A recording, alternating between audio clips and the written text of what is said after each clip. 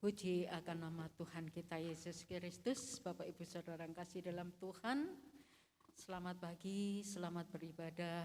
Tuhan Yesus memberkati. Berapa yang sudah hadir pada pagi hari ini, saya undang kita sama-sama bangkit berdiri.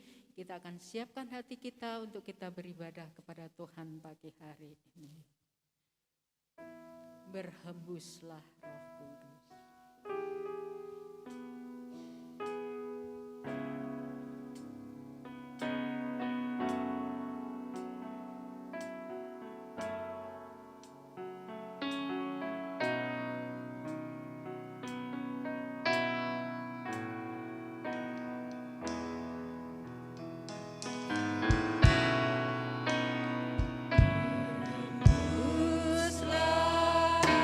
Roh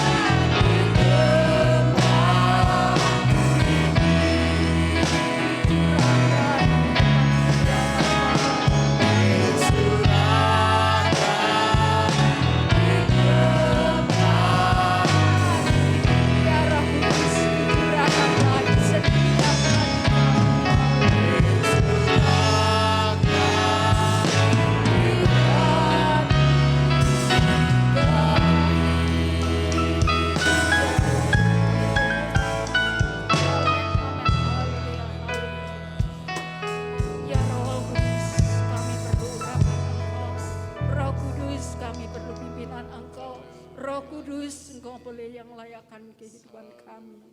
Pada pagi hari ini ya Tuhan, kami perlu Engkau, bimbingan Engkau, pimpinan Engkau mengurapi kami setiap hati pada pagi hari ini, agar kami layak dan berkenan untuk bersama berbakti, memuji dan memuliakan nama Engkau. Kami perlu Engkau ya Bapa. Kami perlu Engkau, pimpinan kuasa Roh Kudus, mengurapi setiap kami, ibadah kami dari awal, pertengahan hingga akhirnya. Kami mau serahkan hanya di dalam otoritas Engkau, di dalam pimpinan kuasa Roh Kudus Engkau, di dalam berkat nama Tuhan kami Yesus Kristus. Kami siap, kami mau beribadah.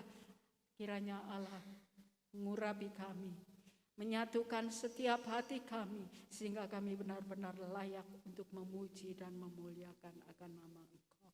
Di dalam berkat nama Tuhan kami Yesus Kristus, kami berdoa dan mengucap syukur. Haleluya. Amin. Dipersilakan. Pujian yang pertama, Tuhanlah kekuatan.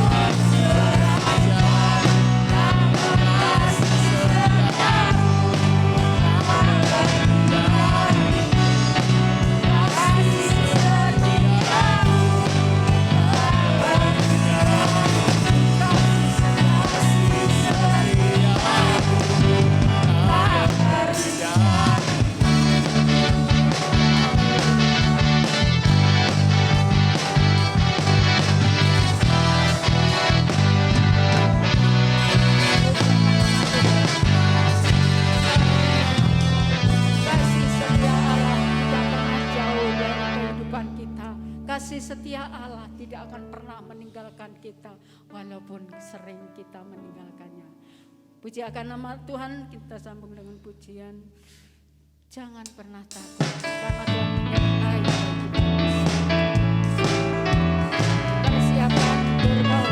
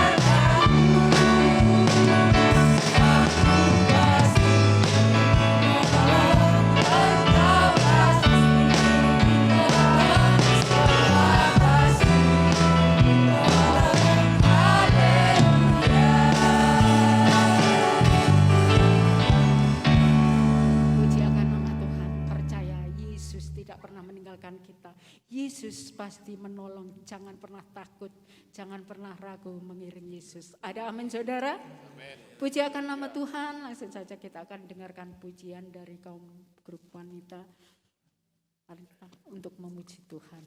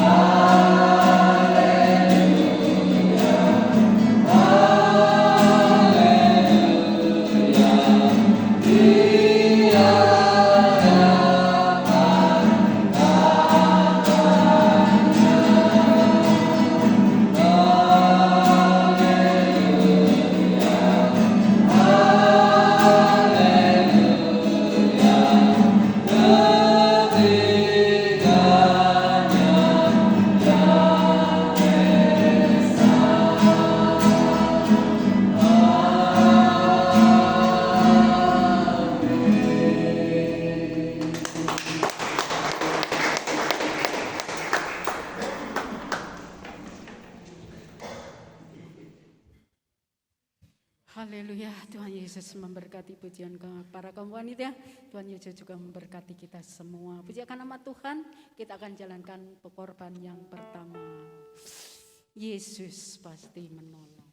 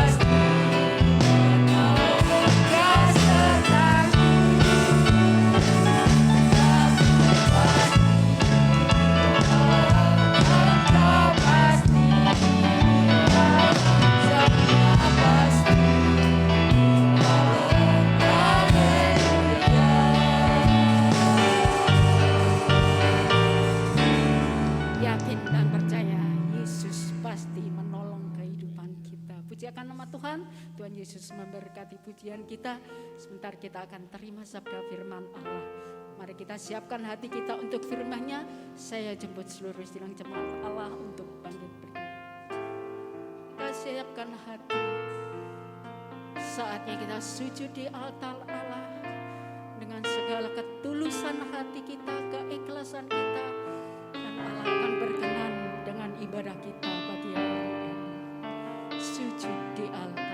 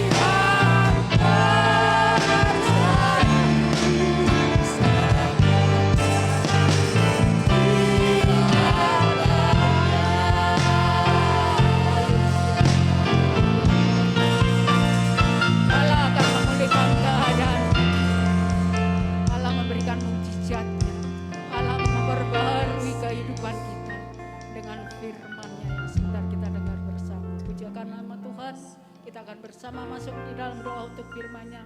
Bapak Jeffrey pimpin di dalam doa untuk firman Allah kepada hamba-Nya yang bertugas, kami persilakan. Bapa kami yang berada dalam kerajaan surga, di dalam nama Tuhan Yesus Kristus, kami mengucap syukur Tuhan dan berterima kasih Tuhan. Sampai saat ini Tuhan, Kau telah memberikan kami, jemaat-Mu di tempat ini Tuhan, suatu kesempatan untuk memuji dan membesarkan nama-Mu Tuhan. Terima kasih Tuhan, terima kasih Yesus.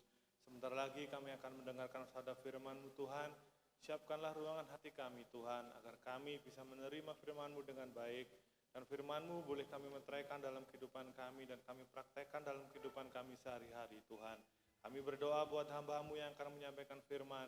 Kau urapi dengan kuasa Roh Kudus-Mu Bapa, agar firman yang diberitakan Tuhan boleh kami menjadikan berkat bagi kami dan jawaban bagi kehidupan kami masing-masing Tuhan. Kami serahkan acara kebaktian ini mulai pertengahan sampai akhirnya dalam tangan-Mu. Di dalam nama Tuhan Yesus Kristus kami sudah berdoa dan mengucap syukur. Haleluya. Amin. Amin. Puji Tuhan. Sidang jemaat dipersilakan duduk kembali. Apa kabar saudara?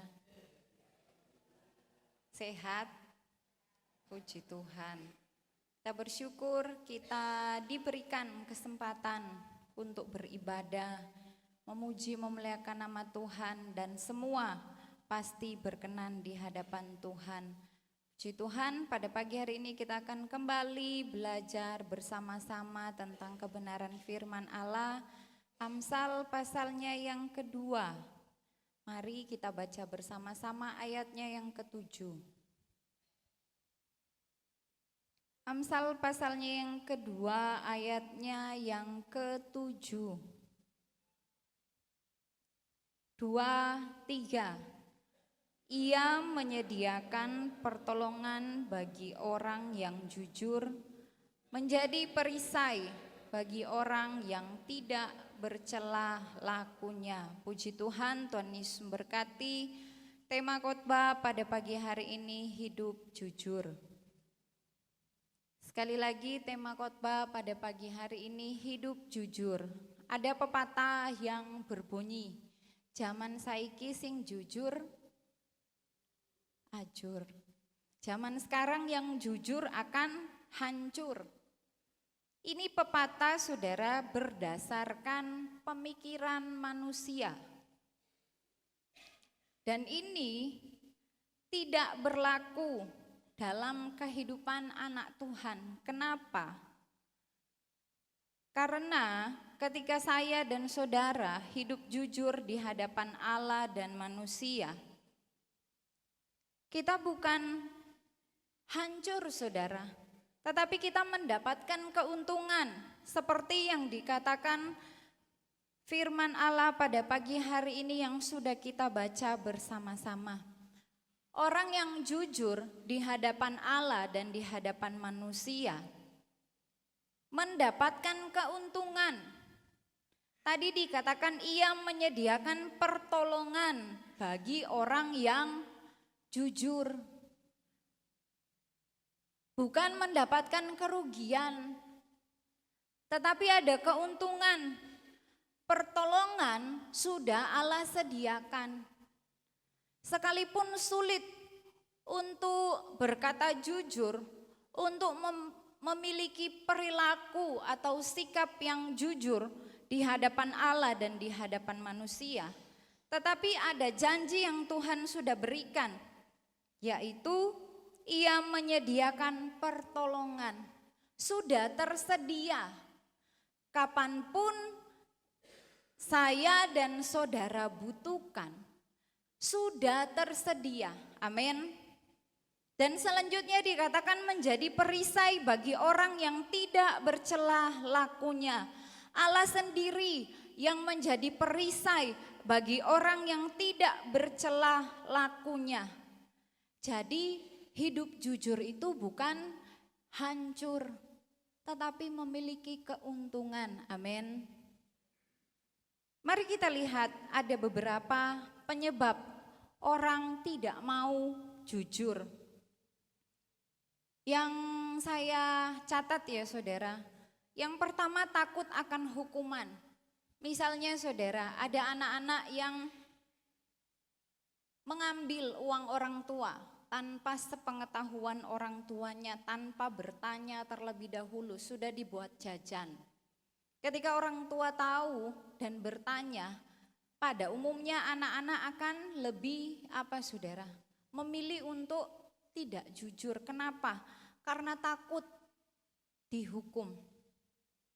Selanjutnya karena tuntutan ekonomi. Selanjutnya ada orang yang tidak jujur karena keserakahannya. Atau ada orang yang menghindari perasaan tidak enak. Saya kalau mau jujur nanti enggak enak sama si A.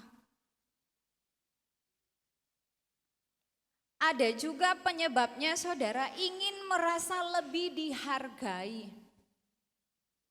Saya enggak mau jujur kalau saya enggak punya uang sekian. Supaya apa? Mereka tahu saya orang yang sangat kaya, supaya saya dihargai.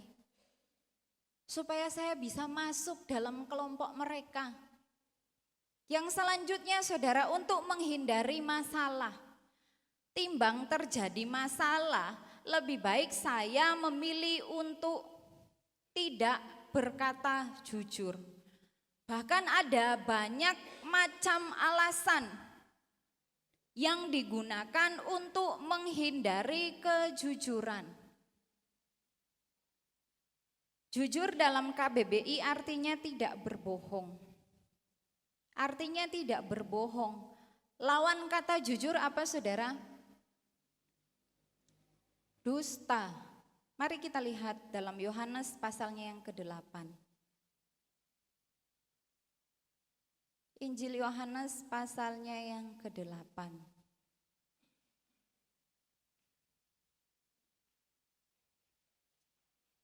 Ayatnya yang ke-44. Yohanes pasalnya yang ke-8 ayatnya yang ke-44. Iblislah yang menjadi bapamu dan kamu ingin melakukan keinginan-keinginan bapamu. Ia adalah pembunuh manusia sejak semula dan tidak hidup dalam kebenaran, sebab di dalam dia tidak ada kebenaran. Apabila ia berkata dusta, ia berkata atas kehendaknya sendiri, sebab ia adalah pendusta dan bapa segala dusta.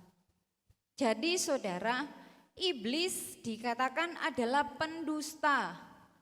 Dan di akhir ayat ini mengatakan bapa segala dusta. Ketika seseorang sedang hidup tidak jujur di hadapan Allah dan di hadapan manusia, berarti ia sedang melakukan keinginan iblis. Ia sedang menggunakan produk dari iblis. Dan iblis adalah bapa segala dusta. Orang yang tidak jujur, yang berdusta, berbohong, bukan melakukan kehendak Allah, tetapi sedang melakukan kehendak iblis.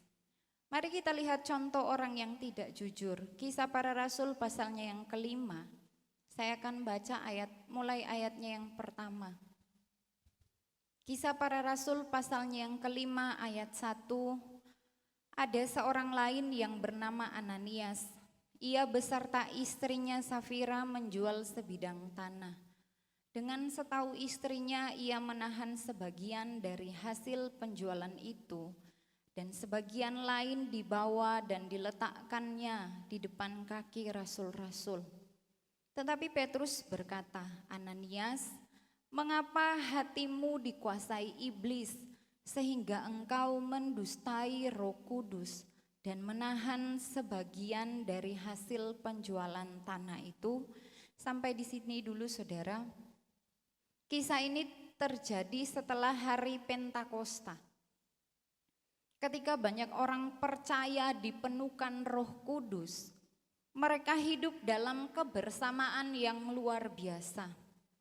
Dalam Kisah Para Rasul pasalnya yang keempat ayat 32 sampai ayat yang ke-37 di situ menjelaskan bahwa orang yang mempunyai rumah, orang yang mempunyai tanah menjualnya dan mereka meletakkan Hasilnya di depan kaki rasul-rasul, selanjutnya dibagikan kepada setiap orang sesuai dengan keperluannya. Itulah cara hidup jemaat mula-mula, orang-orang yang sudah dipenuhkan dengan Roh Kudus. Dan selanjutnya saudara, ayat yang sudah kita baca tadi, ada seorang lain bernama Ananias dan Safira. Dikatakan mereka menjual sebidang tanah. Namun mereka bersama-sama sepakat untuk menahan sebagian dari hasil penjualan itu dan hanya memberikan sebagian kepada rasul-rasul yang ada pada waktu itu. Artinya saudara, mereka tidak hidup jujur. Bersepakat untuk hal yang salah. Sudah tahu dosa tetapi mau. Kenapa? Karena mendatangkan keuntungan berdasarkan pemikiran mereka. Padahal cara hidup jemaat mula-mula dalam kebersamaan mereka yang luar biasa, saling membantu, saling menolong, memiliki kasih yang dari Allah. Ketika ada yang berkekurangan, dibantu. Jadi tidak ada yang lebih menonjol, tidak ada yang terabaikan, sama rata semuanya. Tetapi Ananias dan Safira mau membuat satu variasi mungkin saudara. Mereka melakukan hal yang berbeda. Menjual sebidang tanah mereka dengan setahu istrinya, ia menahan sebagian dari hasil penjualan itu, sebagian diberikan kepada rasul-rasul. Tetapi ayat yang ketiga yang sudah kita baca bersama tadi, Petrus berkata, Ananias, mengapa hatimu dikuasai iblis? Sudah kita baca tadi Yohanes pasalnya yang ke-8 ayat 44, bahwa iblis adalah bapa segala pendusta. Jadi ketika hatinya dikuasai oleh iblis, iblis kasih produk buatannya. Ini loh, berdusta saja. Ini loh, ngomong saja nggak jujur nggak apa-apa. Petrus manusia kok, dia nggak akan tahu. Dia nggak punya ilmu untuk mengetahui segala sesuatu yang dilakukan oleh manusia. Ini yang ditawarkan oleh iblis dan itu yang dilakukan oleh Ananias dan Safira. Petrus berkata, mengapa hatimu dikuasai iblis sehingga engkau mendustai Roh Kudus? Yang didustai ternyata bukan manusia, bukan Petrus sebagai rasul, bukan jemaat yang ada pada waktu itu. Tetapi Petrus langsung to the point, langsung dengan jelas, tepat sasaran. Dia katakan, engkau mendustai Roh Kudus. Tidak semua orang memiliki karunia seperti Petrus yang bisa langsung membedakan mana yang jujur dan mana yang tidak. Tetapi memang ada orang-orang yang memiliki karunia demikian yang diberikan oleh Allah. Enggak semua punya karunia seperti yang dimiliki oleh Petrus. Tetapi memang ada orang-orang yang Tuhan percayakan karunia itu. Petrus langsung katakan, engkau mendustai Roh Kudus. Dalam ayat yang keempat mari kita lihat. Selama tanah itu tidak dijual, bukankah itu tetap kepunyaanmu, dan setelah dijual, bukankah hasilnya itu tetap dalam kuasamu? Mengapa engkau merencanakan perbuatan itu dalam hatimu? Engkau bukan mendustai manusia, tetapi mendustai Allah. Sebagai seorang rasul, Petrus tidak memaksakan peraturan atau tata cara yang dilakukan oleh jemaat yang ada pada zaman itu. harus semua dibagikan. Petrus kasih penjelasan, selama tanah itu enggak dijual, itu tetap menjadi kepunyaanmu. Kalau dijual, bukankah hasilnya itu tetap dalam kuasamu?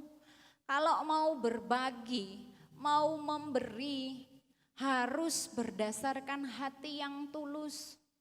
Bukan kelihatan dermawan di depan orang, di depan manusia, tetapi hatinya enggak ikhlas. Mau dikasih tapi hanya sebagian. Kalau misalnya punya keperluan yang lain, bisa saja Ananias dan Safira berkata, Pak Rasul Petrus, kami punya keperluan yang lain, bolehkah kami pakai sebagian untuk keperluan kami dan hanya sebagian saja yang kami berikan? Mungkin bisa didiskusikan terlebih dahulu, mungkin mereka bisa saling bertukar pendapat. Tetapi karena memang dari awal hatinya dikuasai oleh iblis, bersama-sama sepakat untuk berkata tidak jujur di hadapan manusia. Petrus langsung berkata, engkau bukan mendustai manusia, tetapi mendustai Allah. Yang pertama dikatakan engkau mendustai Roh Kudus. Yang kedua dikatakan engkau mendustai Allah. Allah yang adalah pencipta langit dan bumi ini. Allah yang menciptakan manusia. Langsung dengan jelas disampaikan. Manusia enggak akan bisa, saudara, menilai hati manusia yang lain. Tidak akan bisa menebak apa isi hatinya. Kalau bukan dikaruniai karunia dari Allah seperti yang dilakukan oleh Petrus. Kebanyakan orang gak bisa menebak ini orang berkata jujur atau tidak. Mungkin kita berpikir, kalau saya berbohong, kalau saya berdusta, kalau saya bertindak, bersikap tidak jujur di hadapan manusia, saya gak akan ketahuan. Yang penting saya dapat keuntungan. Yang penting itu memberikan sebuah keuntungan bagi saya. Apakah itu yang dikehendaki oleh Allah? Tidak, saudara.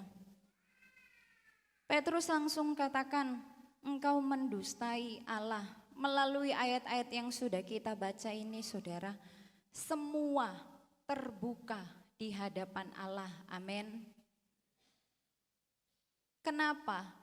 Karena Dia Allah Maha Tahu. Gak ada yang tersembunyi dari pemandangan Allah. Sekecil apapun, gak ada satupun yang tersembunyi. Allah tahu saya dan saudara sedang berusaha hidup jujur di hadapan Allah dan manusia. Allah sedang memperhatikan perjuangan saya dan saudara. Allah sedang melihat bagaimana kita sedang berjuang menjadi anak-anak Tuhan yang benar-benar mau hidup jujur. Sekalipun harus jatuh bangun, sekalipun harus melalui proses demi proses yang sulit. Dan ingat juga saudara, Allah tahu ketika kita sedang hidup tidak jujur di hadapan Allah dan di hadapan manusia. Amin. Semua terbuka di hadapan Allah. Ayat yang kelima dan ayatnya yang keenam. Ketika mendengar perkataan itu, rebahlah Ananias dan putuslah nyawanya. Maka sangatlah ketakutan semua orang yang mendengar hal itu. Lalu datanglah beberapa orang muda. Mereka mengapani mayat itu, mengusungnya keluar dan pergi menguburnya. Konsekuensi dari setiap pilihan yang diambil. Akibat dari pilihan yang dipilih oleh Ananias yaitu hidup tidak jujur. Gak ada lagi kesempatan untuk merubahnya. Gak diberikan lagi kesempatan, kamu harus bertobat. Kamu harus bertobat sungguh-sungguh. kamu harus diperbaharui, nggak ada lagi saudara.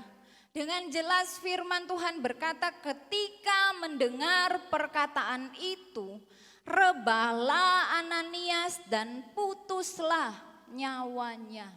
Ini bukan hoaks saudara, bukan berdasarkan cerita manusia, tetapi ini adalah kebenaran firman Allah. Saya bukan sedang menakut-nakuti jemaat yang hadir pada pagi hari ini, tetapi menyampaikan apa yang dicatat dalam firman Allah. Gak ada lagi kesempatan untuk bertobat, langsung menerima akibat dari pilihannya. Dosa itu membawa kematian. Gak bisa lagi Ananias tawar-menawar, Petrus tolong berdoa kepada Allah. Mintakan kasih karunia untuk saya memperbaiki hidup saya. Gak ada lagi saudara. Saat itu juga langsung menerima akibatnya, langsung menerima hukumannya. Selanjutnya kita akan lihat di dalam ayat yang ke-7. Kira-kira 3 jam kemudian masuklah istri Ananias, tetapi ia tidak tahu apa yang telah terjadi. Kata Petrus kepadanya, katakanlah kepadaku dengan harga sekiankah tanah itu kamu jual? Jawab perempuan itu, betul sekian. Kata Petrus, mengapa kamu berdua bersepakat untuk mencobai roh Tuhan? Lihatlah, orang-orang yang baru mengubur suamimu berdiri di depan pintu dan mereka akan mengusung engkau juga keluar. Lalu rebahlah perempuan itu seketika itu juga di depan kaki Petrus dan putuslah nyawanya. Ketika orang-orang muda itu masuk, mereka mendapati dia sudah mati. Lalu mereka mengusungnya keluar dan menguburnya di samping suaminya. Maka sangat ketakutanlah seluruh jemaat dan semua orang yang mendengar hal itu. Sama yang terjadi saudara. Firman Tuhan berkata bahwa kira-kira 3 jam kemudian. Jadi peristiwa yang dialami oleh Ananias tidak diketahui oleh istrinya Safira. Dia nggak tahu kalau suaminya sudah meninggal. Dia nggak ngerti, dia nggak paham ketika datang bertemu dengan Rasul Petrus. Petrus bertanya, gak langsung menghakimi, masih diberikan kesempatan saudara bertanya. Dikatakan dengan harga sekiankah tanah itu kamu jual? Perempuan itu mengatakan betul sekian. Padahal Petrus sudah tahu yang sebenarnya seperti apa. Ananias tetap memegang kesepakatannya dengan Safira tetap memegang kesepakatannya dengan suaminya Ananias. Jadi sama-sama. Maka dari itu Petrus berkata, mengapa kamu berdua bersepakat untuk mencobai roh Tuhan? Yang dicobai bukan manusia, tetapi langsung berurusan dengan Allah. Gak dikatakan kenapa kamu mau berbohong kepada saya sebagai rasul yang dipercayakan Allah untuk membimbing jemaat-jemaat. Tidak saudara, Petrus tidak membela dirinya, tetapi langsung menyampaikan, yang kamu cobai itu roh Tuhan, yang kamu dustai itu Roh Kudus, yang kamu dustai itu adalah Allah sendiri. Saya dan saudara bisa berkata tidak jujur terhadap gembala, terhadap hamba-hamba Tuhan. Bisa bersikap tidak jujur kepada siapapun. Tetapi ingat, ada Allah yang mengetahui segala sesuatu. Semuanya terbuka di hadapan Allah. Menjadi pembelajaran hidup saudara, ketika ada dua orang, yang satu lemah, yang satu bisa menguatkan, ini salah. Mungkin yang lemah berkata, saya nggak bisa mengerjakan hal itu, saya nggak mampu. Yang satunya bisa menguatkan. Ketika si A berkata, saya mau hidup tidak jujur, si B bisa menguatkan.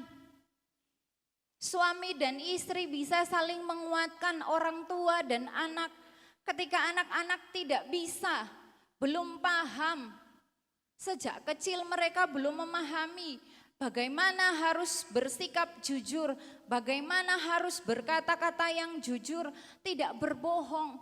Orang tua harus mengajarkannya sejak dini, diajarkan,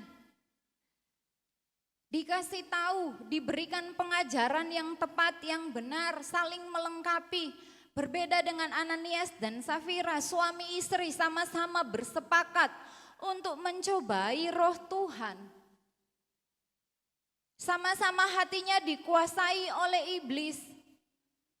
Sama-sama menggunakan, memakai produk buatan iblis, yaitu hidup tidak jujur.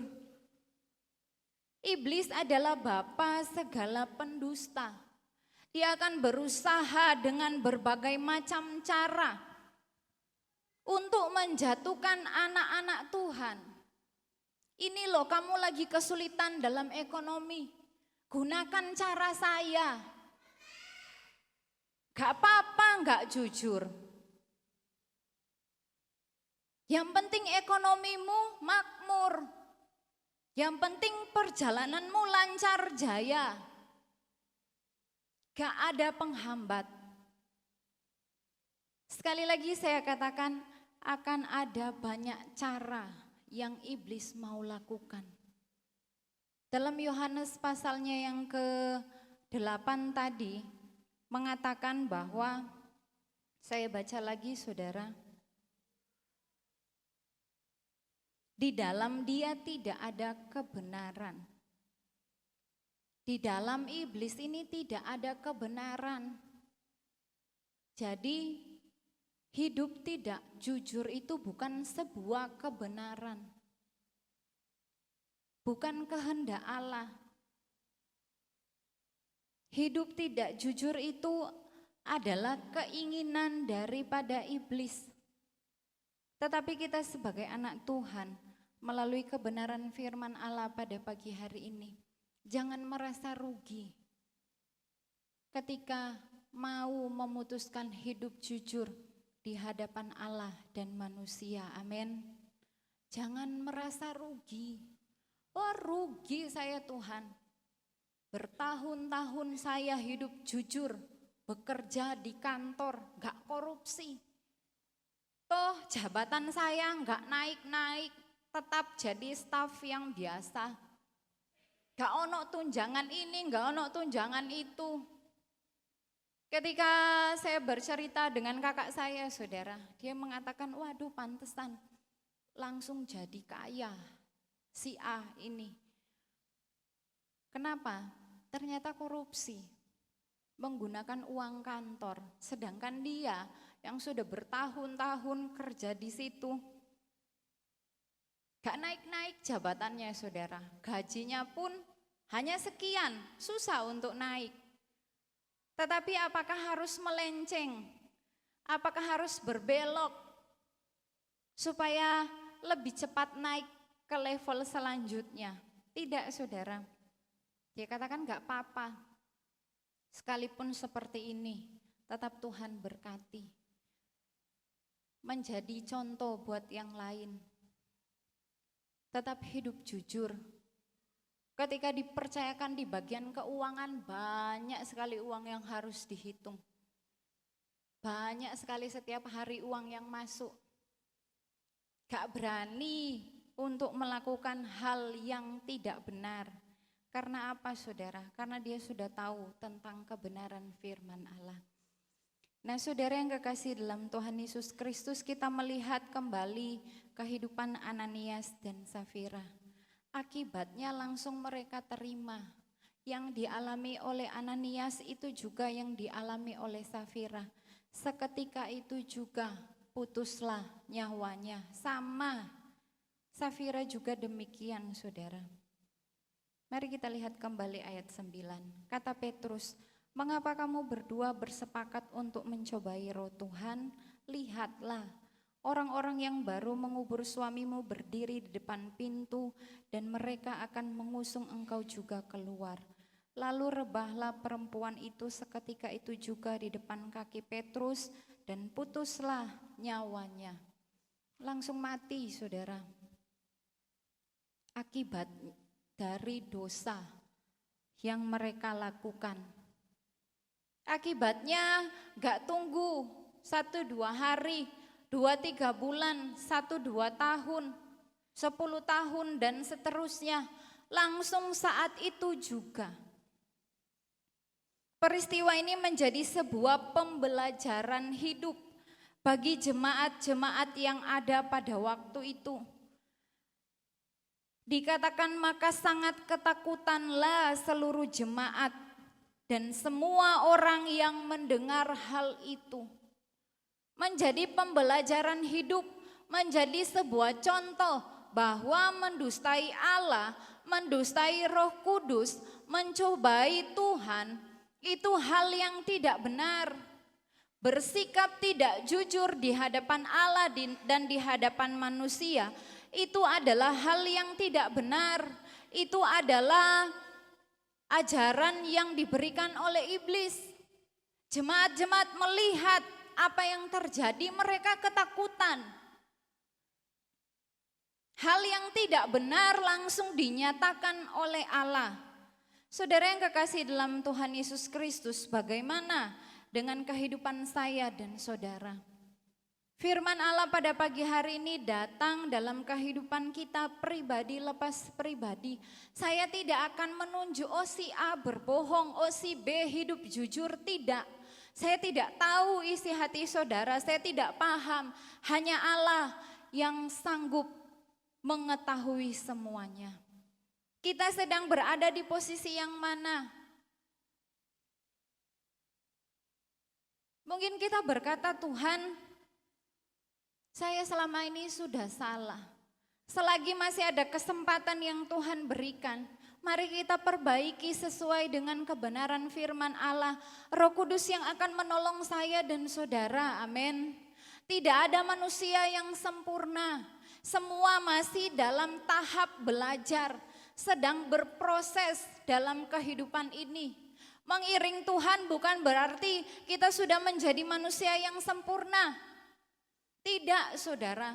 Tetapi ketika kebenaran firman Allah datang dalam hidup saya dan saudara, menyatakan apa yang benar, mari kita belajar untuk menerimanya. Amin.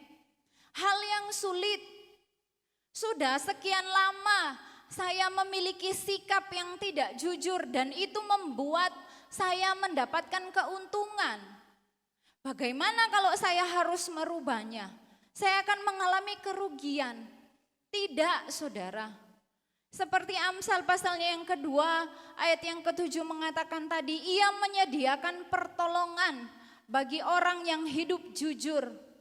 Allah menyediakan pertolongan ketika dunia ini menawarkan hal-hal yang tidak benar dan kita merasa itu memang benar-benar nikmat sesuai dengan daging ini. Firman Allah mengingatkan kita. Firman Allah yang menjadi penolong bagi kita supaya kita tidak masuk dalam jalan tersebut. Kita tidak melalui jalan itu karena salah. Sekalipun indah kelihatannya, nikmat hanya sementara di dunia ini. Ketika bangsa Niniwe tidak tahu membedakan kanan dan kiri, mereka hidup dalam dosa. Yunus diperintahkan oleh Allah untuk memberitakan firman Allah. 1 kali saja saudara mereka dengar tentang firman Allah yang disampaikan oleh Yunus, mereka langsung bertobat.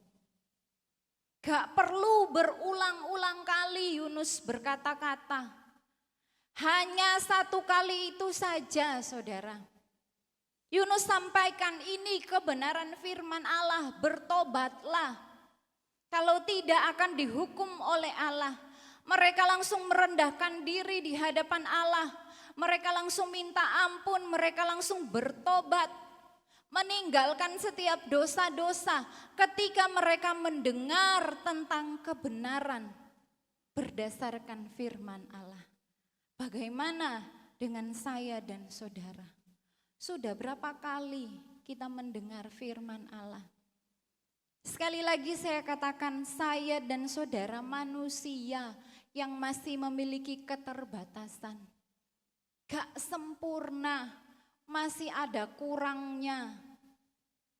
Tetapi saat kita dengar firman Allah, mungkin menegur kehidupan kita, kita mau terima dengan hati yang tulus.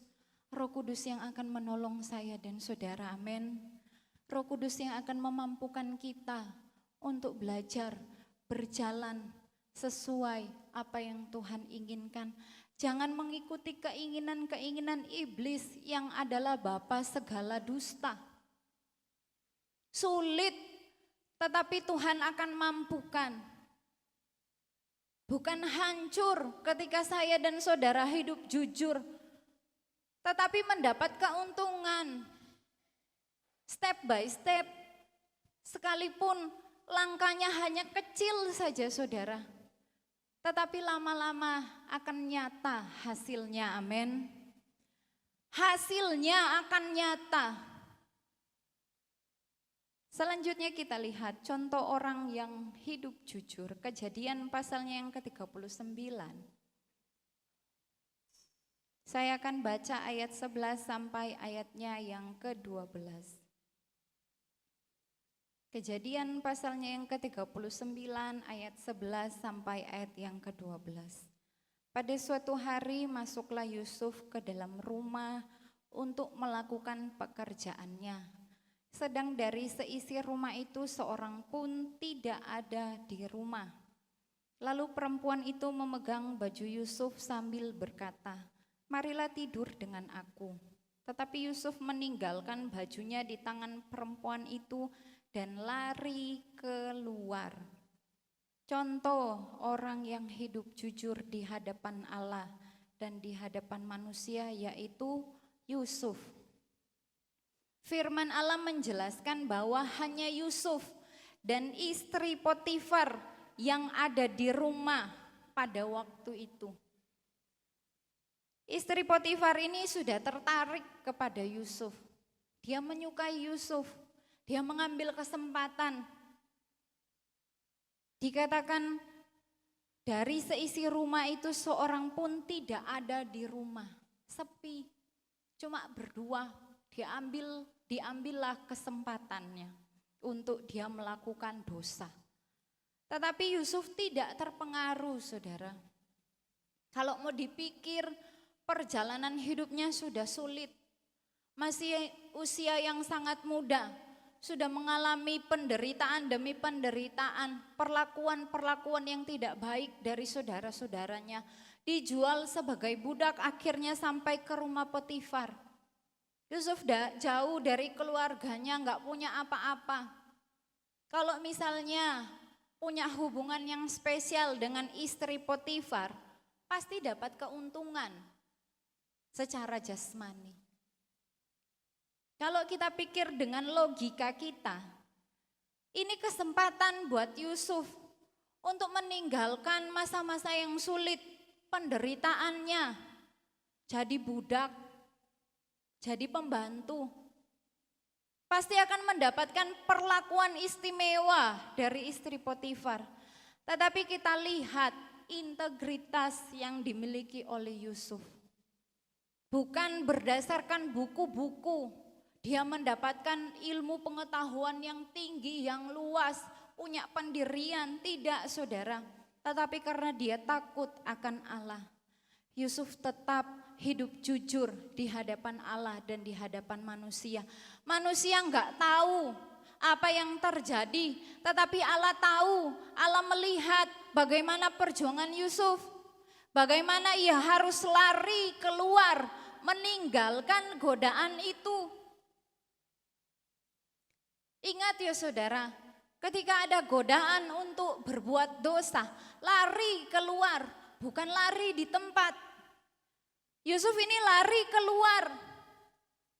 Akibat dari dia bersikap jujur di hadapan Allah dan di hadapan manusia. Apakah dia diberikan sebuah penghargaan? Tidak. Konsekuensi yang dia terima, akibat yang Yusuf terima yaitu ayatnya yang ke-20. Lalu Yusuf ditangkap oleh tuannya dan dimasukkan ke dalam penjara. Ya apa sih Tuhan ini? Yusuf wes hidup benar, gak mau lakukan dosa, bukannya diberikan sebuah penghargaan. Wah, ini diberikan penghargaan. Tetapi malah dipenjara, saudara. Mungkin ini yang dilihat oleh pandangan manusia yang tidak percaya kepada Allah. Benar kan? Kamu hidup jujur, kamu dipenjara. Tetapi apakah hanya sampai di situ perjalanan hidup dari Yusuf? Iya, konsekuensinya dia dipenjarakan. Tetapi apakah Yusuf tidak mendapatkan keuntungan? Kita lihat ayat yang ke-21. Tetapi Tuhan menyertai Yusuf dan melimpahkan kasih setianya kepadanya dan membuat Yusuf kesayangan bagi kepala penjara itu. Gak rugi saudara. Sekalipun dia dipenjara, kalau penilaian manusia itu rugi, tetapi sebenarnya Yusuf mendapatkan keuntungan. Tuhan menyertai Yusuf kalau dia melakukan dosa. Apakah Yusuf akan menerima hal-hal yang dikatakan dalam ayat 21? Karena dia tetap berpegang untuk hidup jujur di hadapan Allah dan di hadapan manusia. Tuhan tetap menyertai Yusuf. Bahkan melimpahkan kasih setianya kepadanya. Dilimpahkan saudara. Bukan hanya hubungan Yusuf dengan Allah tetap terjaga dengan baik.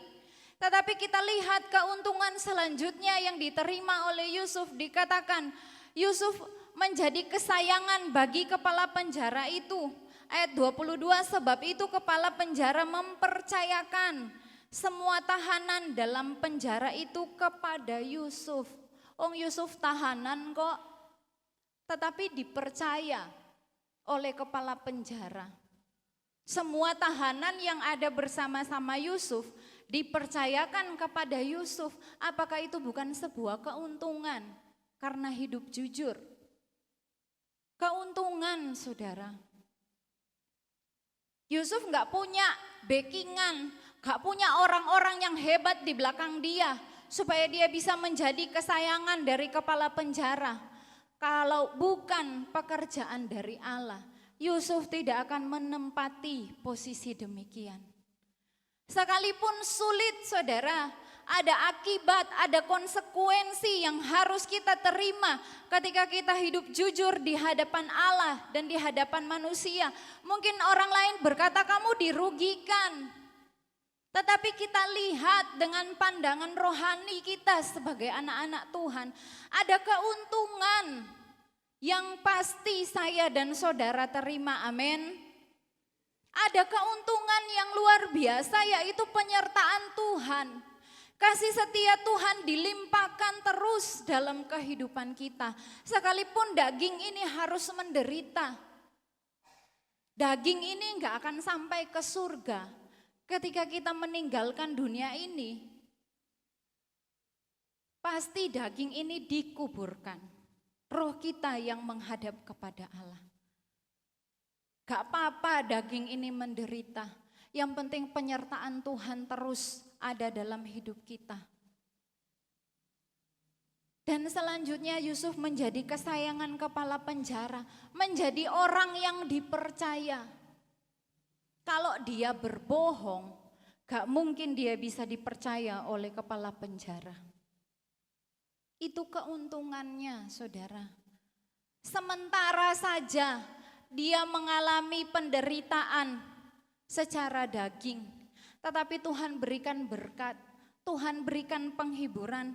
Ayat yang selanjutnya dikatakan, dialah dan segala pekerjaan yang harus dilakukan di situ, dialah yang mengurusnya.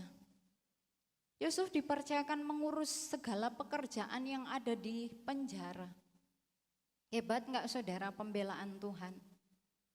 Itu bukti bahwa Tuhan menyediakan pertolongan bagi orang yang jujur. Tuhan tolong, bukan dibiarkan. Ia masuk penjara, tetapi tetap Tuhan tolong, tetap dapat keuntungan. Secara rohani tetap bertumbuh di dalam Tuhan. Secara rohani dipercaya oleh kepala penjara, tetap bekerja, mengurus hal-hal yang sebelumnya dia tidak pernah pikirkan. Ayat yang terakhir, ayat 23 dikatakan, dan kepala penjara tidak mencampuri segala yang dipercayakannya kepada Yusuf, karena Tuhan menyertai dia. Dan apa yang dikerjakannya dibuat Tuhan berhasil. Untung apa rugi saudara? Untung, keuntungan yang besar. Tuhan tetap menyertai. Dan apa yang dikerjakannya dibuat Tuhan berhasil. Di penjara pun dia tetap menjadi orang yang berhasil. Di penjara bukan melakukan kesalahan, tetapi karena tetap berpegang teguh kepada Tuhan, kepada kebenaran firman Allah, tetap berpegang kepada hidup yang jujur di hadapan Allah dan di hadapan manusia. Tetapi apakah Tuhan tinggalkan? Tidak. Tuhan buat berhasil apa yang dikerjakannya, Tuhan sertai. Belajarlah hidup jujur di hadapan Allah dan manusia, amin. Prosesnya sulit saudara, tapi sekali lagi saya katakan sama-sama dalam proses belajar. Ada kadangkala ada salahnya, tetapi ketika Tuhan masih berikan kesempatan untuk bertobat, mari kembali kepada firman Allah. Tuhan, saya sudah salah, saya sudah mulai menyimpang dari firman-Mu. Saya enggak jujur terhadap manusia, terhadap Allah. Ada hal-hal yang menjadi bagian Allah saya ambil. Waktu-waktu yang sebenarnya harus menjadi miliknya Allah saya ambil. Dan lain sebagainya saudara. Bapak Ibu Saudara bisa merenungkan pribadi lepas pribadi. Kejujuran adalah salah satu sikap yang harus kita miliki sebagai anak Tuhan. Amin. Sulit, tetapi Roh Kudus akan memampukan saya dan saudara. Amsal pasalnya yang ke-15 ayat yang ke-8. Amsal pasalnya yang ke-15 ayatnya yang ke-8. Korban orang fasik adalah kekejian bagi Tuhan, tetapi doa orang jujur dikenannya. Amin. Mau doa-doa kita dikenan oleh Tuhan? Belajarlah hidup jujur di hadapan Allah. Tuhan perhitungkan usaha saya dan saudara untuk tetap berpegang pada firman Allah. Roh Kudus akan memampukan kita. Puji Tuhan, Tuhan Yesus memberkati kebenaran firman Allah pada pagi hari ini. Sampai di sini sama-sama kita bangkit berdiri. Yesus, Kau kebenaran.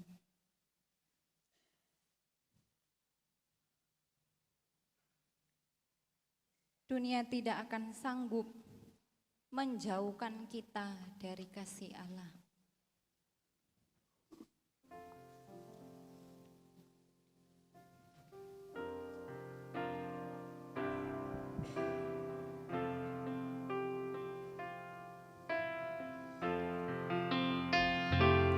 Yesus, Kau kebenaran yang menyelamatkan.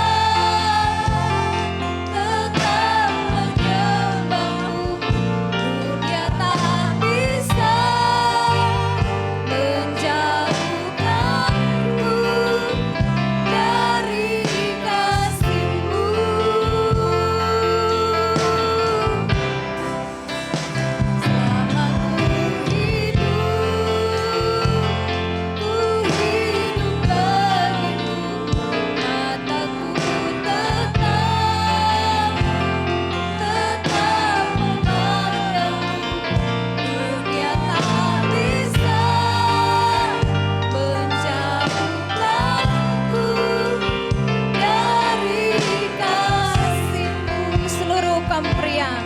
Katakan Yesus kau kebenaran. Haleluya. Haleluya.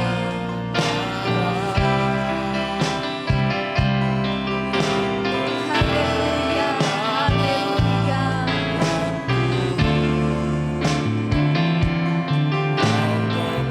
Haleluya. Haleluya.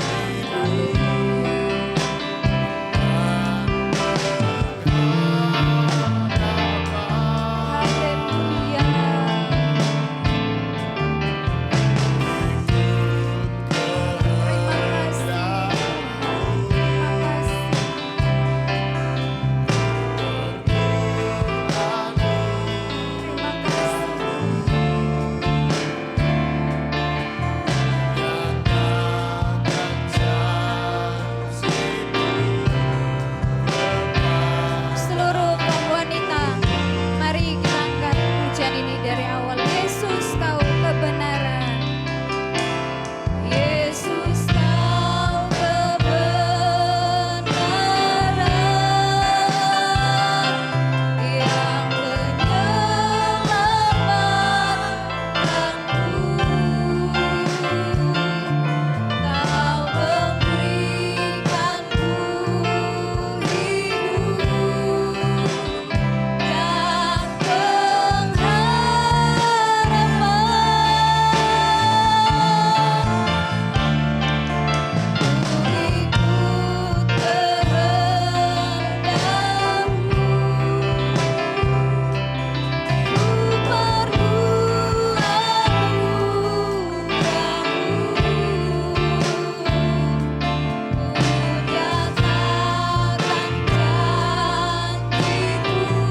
Mari sama-sama katakan, kalau ku hidup bagimu.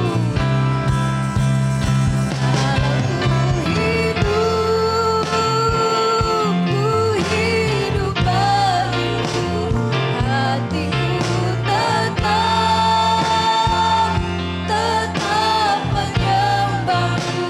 Dunia tak bisa menjauhkanku dari kasih-Mu.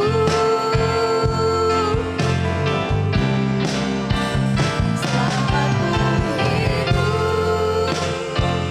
ku hidup bagimu, mataku tetap memandangmu. Dunia tak bisa menjauhkanku. Sekali lagi, mari sama-sama katakan, kalau ku hidup bagimu. Haleluya. Ku hidup bagimu, hatiku tetap menyembahmu. Dunia tak bisa menjauhkanku dari kasih-Mu. Haleluya, haleluya. Kami mau hidup tetap menyembah-Mu Tuhan. Kami mau tetap hidup bagi-Mu Tuhan.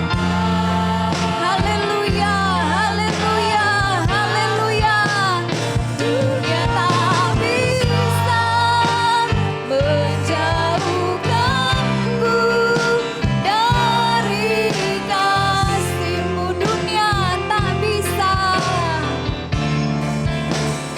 Dunia tak bisa menjauhkanku dari kasih-Mu. Terima kasih Tuhan. Terima kasih Tuhan. Terima kasih Tuhan.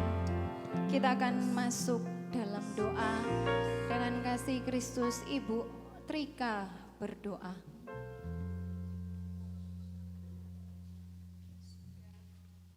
Kami Kami mengucap syukur dan terima kasih Tuhan, oleh karena kemurahan dan kasih-Mu Tuhan, kami boleh berdiri di tempat ini Bapa. Kami bersyukur, kami berterima kasih atas firman yang telah Kau berikan dalam hidup kami. Biar mulai saat hari ini Bapa, kami boleh belajar untuk hidup selalu jujur di hadapan Engkau, selalu jujur di hadapan manusia yang ada Bapa. Terima kasih atas firman yang telah Kau berikan Bapa. Biarlah firman-Mu ini tidak berlalu begitu saja, tapi dapat kami terapkan dalam setiap hidup kami Bapa. Berkati hamba-Mu yang masih muda ini untuk menyampaikan firman-Mu. Pakailah lebih hari lebih heran, lebih hari lebih indah di hadapan Engkau Bapa. Berkati pelayan-Mu yang lain Bapa. Urapi mereka Bapa. Terima kasih Yesus, telah kami yakin Bapa, Engkau ada di tempat ini menyertai setiap pekerjaan-Mu yang ada di tempat ini. Berkati kami yang hadir pada saat hari ini maupun yang tidak hadir. Kau tahu segala alasan mereka, Kau mengampuni hidup mereka Bapa. Terima kasih Bapa. Seluruh doa yang kami ucapkan ini Bapa, yang jauh dari sempurna ini kami peraskan hanya di dalam nama Yesus Kristus. Haleluya, amin. Puji Tuhan, Tuhan berkati. Kita akan memberikan korban persembahan. Kita angkat pujian bagai Raja Wali. Aku ingin selalu berada di hadirat.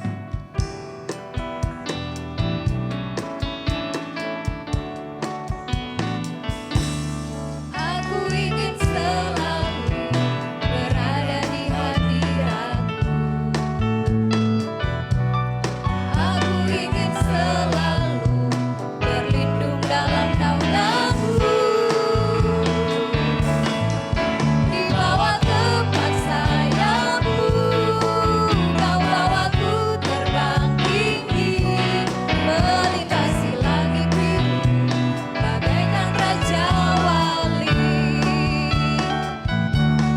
Bagai Raja Wali, melintasi gunung tinggi. Bagai Raja Wali, melintasi badai hidup. Di bawah tepat sayap-Mu, Kau bawaku terbang tinggi, melintasi langit biru, bagaikan Raja Wali. Aku ingin selalu berada di hadirat-Mu. Aku ingin selalu berlindung dalam naungan-Mu. Di bawah tepat sayap-Mu, Kau bawaku terbang tinggi, melintasi langit biru, bagaikan Raja Wali.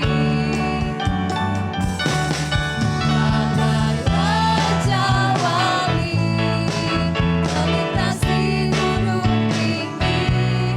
Bagai Raja Wali, melintasi badai hidup. Di bawah tepat sayap-Mu, Kau bawaku terbang tinggi, melintasi langit biru, bagaikan Raja Wali. Tuhan Yesus berkati korban persembahan yang diberikan sidang jemaat Tuhan. Mari kita berdoa. Tuhan, Engkau memberkati setiap korban persembahan persepuluhan yang dikerjakan sidang jemaat GPDI Tunggul Permanu. Berkat Allah tercurah, mengalir, melimpah dalam kehidupan setiap jemaat-Mu. Dalam nama Yesus Kristus kami berdoa dan bersyukur. Haleluya. Amin. Puji Tuhan. Pengumuman gereja hari Selasa, doa pemuda remaja jam 6 sore, hari Rabu ibadah kaum pria jam 6 sore, hari Kamis ibadah tengah minggu, hari Jumat doa puasa umum dan pelayan Tuhan jam 5:30 sore, hari Sabtu ibadah pemuda remaja, hari Minggu pagi ibadah anak-anak sekolah minggu, dilanjutkan dengan ibadah raya perjamuan kudus. Pelayan perjamuan sudah ada di warta dan kita menggunakan baju putih-putih atau putih hitam. Tuhan Yesus memberkati. Sekian pengumuman. Pujian wanita grup Marta.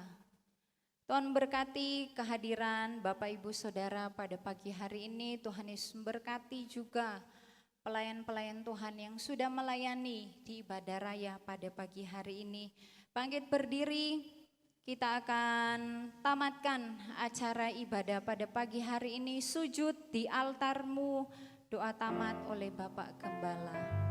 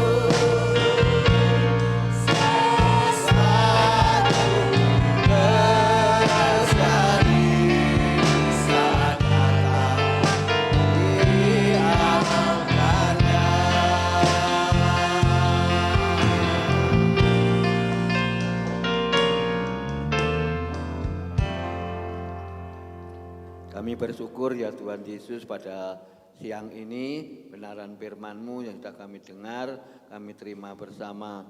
Memang kami harus belajar memiliki roh kejujuran, roh ketaatan, itu yang Tuhan inginkan. Tapi kami bersyukur apapun yang terjadi dalam hidup kami, supaya kami tetap percaya bahwa semua pertolongan datang dari Tuhan. Berkati seluruh jemaat-Mu yang sudah hadir pada siang ini ya Bapak, berkati sebentar pujian, latihan pujian grup Marta, dan selesainya kami akan pulang. Allah menyertai pekerjaan jemaat-Mu, Tuhan berkati rumah tangga, berkati keluarga, berkati semua perekonomiannya, berkati usahanya, berkati. Terima kasih Bapak, jauh dekat Engkau hantar sertai perjalanan kami sepanjang minggu ke depan. Beri sehat-sehat selalu supaya kami Tuhan bisa melakukan beraktivitas atau menjalankan dalam hidup ini bersama dengan Kau ya Bapak. Kami mengucap syukur awal, pertengahan sampai akhir.